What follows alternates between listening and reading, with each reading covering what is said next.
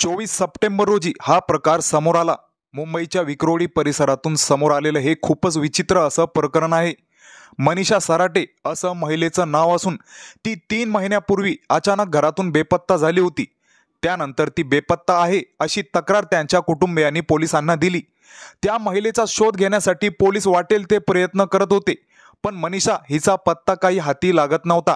मित्रांनो, पत्ता सापडणार तरी कसा? कारण हा मॅटर तर तिसराच होता। बेपत्ता असलेल्या मनीषा सराटे हिचा एक फोटो 24 सप्टेंबर रोजी तिची बहीण उषा खंडारे यांना व्हॉट्सअपवर दिसला। तो फोटो असा होता की सर्वांची झोप उडाली।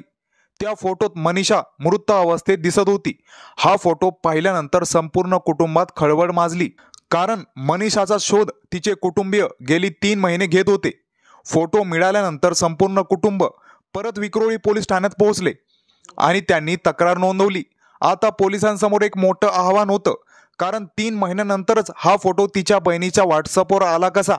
तक्रार मिळाल्यानंतर विक्रोळी पोलीस स्टेशनच्या पथकाने संपूर्ण प्रकरणाचा तपास सुरू केला, पण तपासादरम्यानच मनीषा जिवंत असल्याची माहिती मिळाली। सर्वात धक्कादायक बाब म्हणजे मनीषा ही कळवा परिसरात एका तरुणासोबत खोली भाड्याने घेऊन राहत असल्याचे उघड झाले आणि तो मृत अवस्थेत जो फोटो तिची बहीण उषा हिच्या व्हॉट्सअपवर आला होता तो मनीषा हिचाच फोटो होता। तिने मुद्दामून मरायचा सोंग घेतला होता। नाकात कापूस व अंगावर शववस्त्र परिधान करून तिने हा फोटो काढला होता व आपल्या बहिणीच्या व्हॉट्सअपवर पाठवला। येथे असा प्रश्न उपस्थित होतो की 3 महिन्यानंतरच हा फोटो आला कसा? पोलिसांनी बरीच मेहनत घेतल्यानंतर त्या दोघांना कळवा परिसरातून ताब्यात घेतले। मनीषाने स्वतःच्या मृत्यूची बातमी का पसरवली याबाबत तिची चौकशी सुरू आहे। चौकशीनंतर मनीषाला तिच्या कुटुंबियांच्या ताब्यात दिले जाईल, पण घरातून गेल्यानंतर ती एका तरुणासोबत आयुष्य जगत होती। पण 3 महिन्यानंतरच तिला अशी कल्पना का आली की तिने मरायचा सोंग घेतला? शिवाय तो फोटो तिच्या बहिणीलाच कसा मिळाला?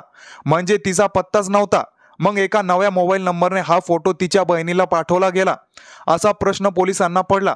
याचाही शोध आता पोलीस घेत आहे। यात अनेक गोष्टी संशयास्पद असल्याचंही पोलीस सूत्रांकडून समजत आहे। या प्रकरणात पोलीस पुढील तपासही करणार आहेत।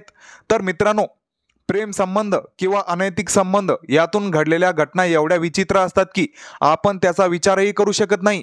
दररोज फक्त अनैतिक संबंधातून घडलेल्या विचित्र घटना समोर येत आहे। अवैध संबंधातून लोक काय काय करतात त्यांचं त्यांनाच मेळ नसतं। अशा या विचित्र घटनेबद्दल तुमचं काय मत? प्रतिक्रिया द्या। चॅनलवर नवीन असाल तर व्हिडिओला लाईक आणि चॅनलला सबस्क्राईब करणे अजिबात विसरू नका।